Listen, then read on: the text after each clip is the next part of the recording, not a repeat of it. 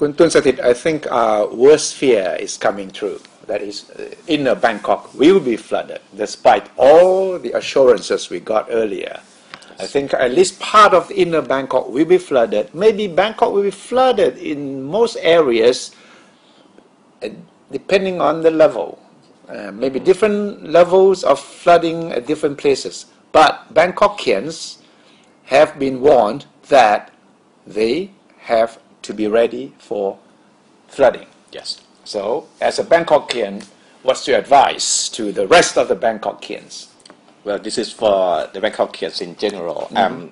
We cannot talk about the people who are under urgency already in the outer part of Bangkok, which most of whom will not be watching us in the first place. They must be really busy helping themselves. So we have talked to a lot of people in the newsroom, and we come up with some kind of like guidelines for how Bangkokians should do, how to prepare themselves. How do they cope with this crisis? An unprecedented incident like heavy flooding. So what do we do? Number one? Number one advice is to use the next 3 or 4 days to prepare yourself for the best.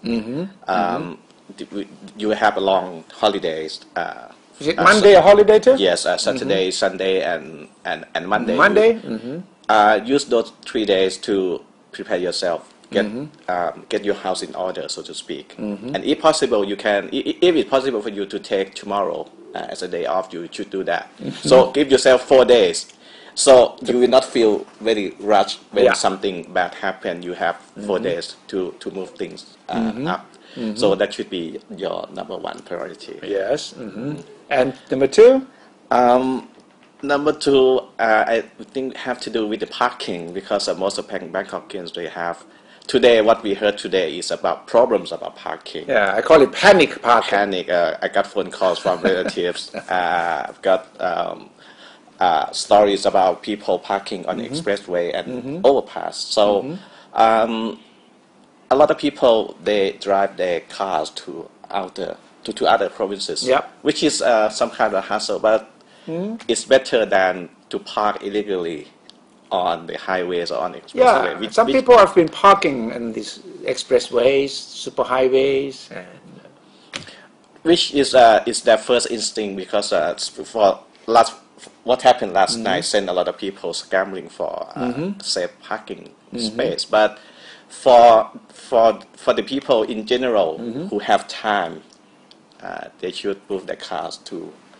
If they don't have space in department stores or a supermarket, they should go to other provinces. If you know someone maybe in Rayong or even East Coast seems to be quite safe. Right? Yes, Pattaya, Bang San, Rayong. Yes, if you're concerned about your cars, you should move them, or using the next 3 days to do so. Okay, parking. Yes. And then number three. About what to eat and the stockpile of food. Is it true that people have been buying in panic? And I saw with my own eyes. It's unbelievable. Yeah. All the shelves have been empty. Yeah. And people, they seem to be stocking like for months supply. So we suggest that you do it reasonably. Yeah.